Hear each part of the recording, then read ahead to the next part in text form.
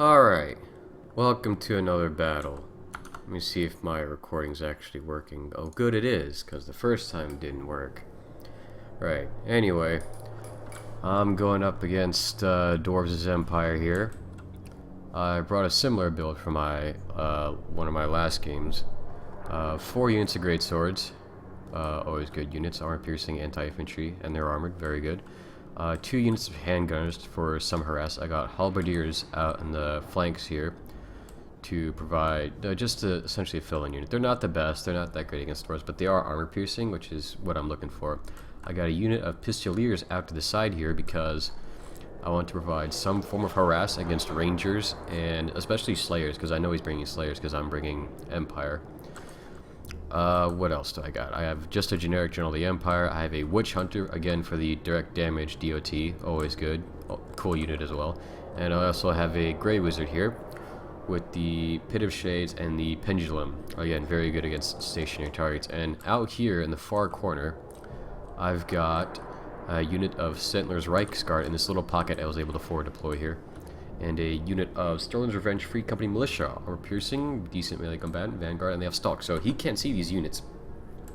However, I'm pretty sure he can see these Hitler's Reichsguard, so these guys will be great for backline harassing from him.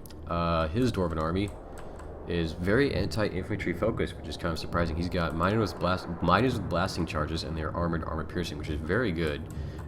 In addition with these satchel charges. He's got 4 units of Longbeards, again, very good unit. Warriors of Dragonfire Pass, anti-infantry unit, and 2 units of handgunners, or not handgunners, Thunderers, along with Uthar's Raiders. All armor-piercing. This is almost an all-armor-piercing army. Kind of strange. 2 units of Slayers, and a Goblarber. So, he's running a very... Oh, and his general is Grombadil, of course, the White Dwarf, with his Mohawk. Mullet? Mohawk? Mohawk. Yeah. So he's running a very anti-infantry focused dwarf army, which is not a bad idea. I mean, I'm running a...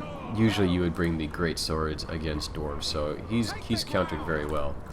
And immediately see I'm on the bottom of the slope here, and I do not have a good line of sight against them, so I got to move up this hill. I got to get at least within eyesight, so my handguns just start peppering into his lines. Pistoliers are moving in behind his ranks, about to pepper into these Slayers here, which will be a great trade. The Slayers have no armor to them at all, so the Pistoliers, which are usually a garbage unit, are actually going to do very well against the Slayers. Here, I realize that he's moving his army forward to try to engage my army, and as soon as I see that, I move my army back. Like, those, I don't want to take those blasting charges, the satchel charges. They do a lot of damage, and if I can get him to engage on my terms, that is much better for me. I have the skirmishing power. Again, he has no corollaries and not any really good skirmishing units except for the 2 Thunders here.